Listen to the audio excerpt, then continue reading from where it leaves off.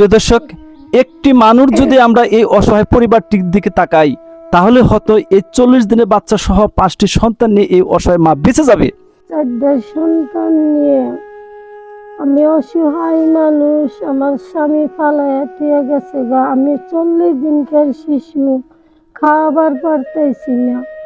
আমার 4 সন্তানকে আমি খাওয়াবার পারতেছি না। রাস্তায় রাস্তায় আমি তোমাদের কাছে, আমার 40 দিনকার শিশুর জন্য তোমাদের কাছে আমি সাহায্য চাই। আমার স্বামী তাই কেউ নাই, সে 4 সন্তান ফালাইয়া দিয়ে চলে গেছে, না খায় রাখছি। আমি ভাই আপনাদের কাছে আমি সাহায্য চাই। আমি 40 জনের সন্তানের জন্য আমি আপনাদের কাছে খানা চাই, সাহায্য চাই।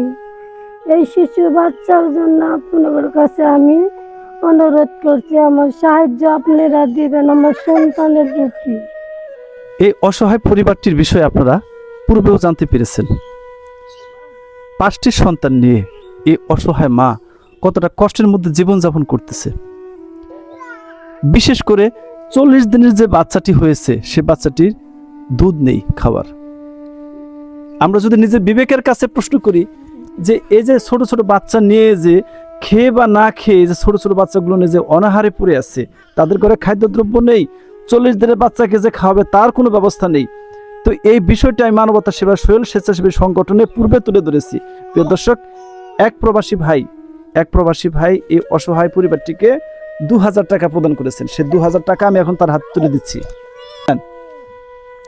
এক টুকরো মাছ ভাত, একটু খাবারের কোনো ব্যবস্থা এই অসহায় পরিবারটির নেই, না আছে 40 দিনের বাচ্চার মুখে খাবার তুলে দেওয়ার মতো একটু ব্যবস্থা। সেক্ষেত্রে আমরা কি একটি মানুষ এগিয়ে আসতে পারি না?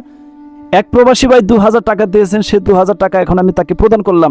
আমি সকলের কাছে অনুরোধ করবো, আসুন আমরা এই মাসুম বাচ্চাগুলোর মুখের খাবারের জন্য আমরা এগিয়ে আসি।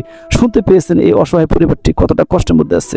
যে ভাই আমার সন্তানের প্রতি যে টাকা দিয়েছে, আমি নামাজ পড়ে কোরআন তেলাওয়াত করে আল্লাহর দরবারে হাত বাড়িয়ে দেয়, বাই করে শরীর সুস্থ থাক, কামাই জারির মধ্যে আল্লাহ বরকত দিক। আল্লাহ আমি আপনাদের জন্য অনেক খুশি হয়েছি। আপনারা আমার যে আমার সন্তানের জন্য 40 দিনকার শিশুর জন্য যে আমার এই সন্তানের জন্য খাবার তৈরি করে দিচ্ছেন, আমি অনেক খুশি হয়েছি। বাই করে আল্লাহ শরীর আল্লাহ ভালো থাকুক, সুস্থ থাকুক, আমি অনেক খুশি। আমি অনেক দোয়া করবো আল্লাহর দরবারে।